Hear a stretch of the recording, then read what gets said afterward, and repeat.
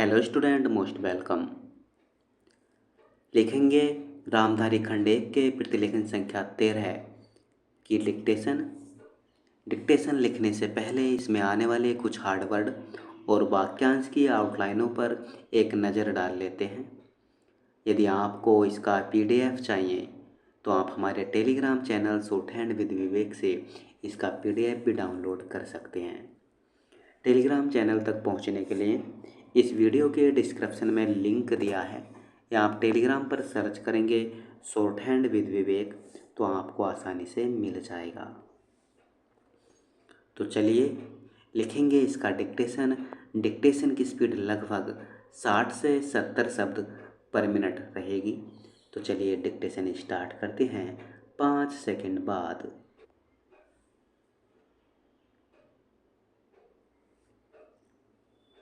महोदय, यह भी विचार किया गया है कि जो व्यक्ति समाज में काम करता है, चाहे आविष्कार का काम करे चाहे दूसरा कोई काम करे, उसको उस काम में तब तक सफलता नहीं मिल सकती है जब तक कि समाज का सहयोग या समाज ने जो परिश्रम किया है या कुछ आविष्कार किया है उसका उपयोग उसको प्राप्त न हो।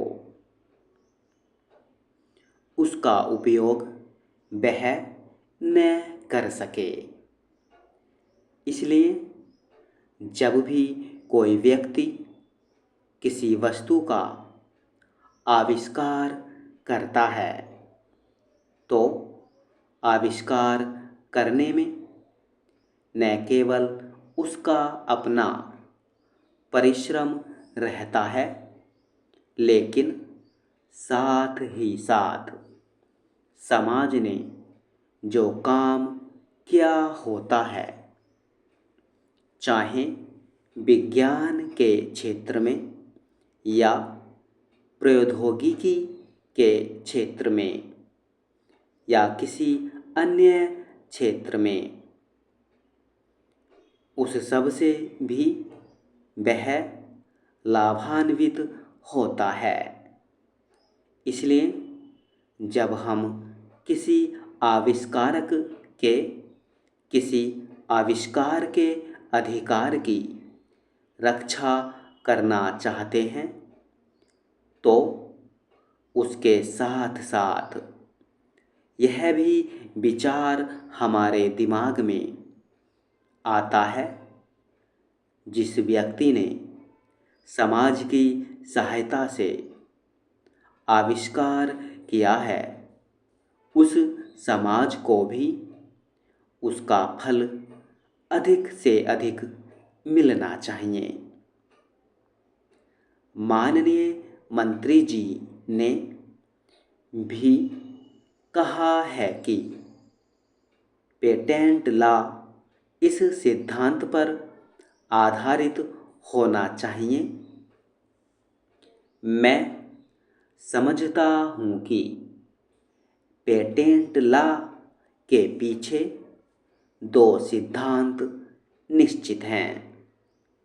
पहला सिद्धांत तो यह है कि जो व्यक्ति परिश्रम करके धन लगाकर अपना दिमाग लगाकर के किसी वस्तु का आविष्कार करता है, उसके साथ अपने परिवार के लोगों के अधिकारों की जहाँ रक्षा होनी चाहिए, उसके साथ ही साथ जैसा मैंने अभी कहा है, कोई व्यक्ति समाज में व्यर्थ में काम नहीं करता है, वरन पिछले समाज के लोगों ने जो जो काम किए होते हैं, चाहे विज्ञान के क्षेत्र में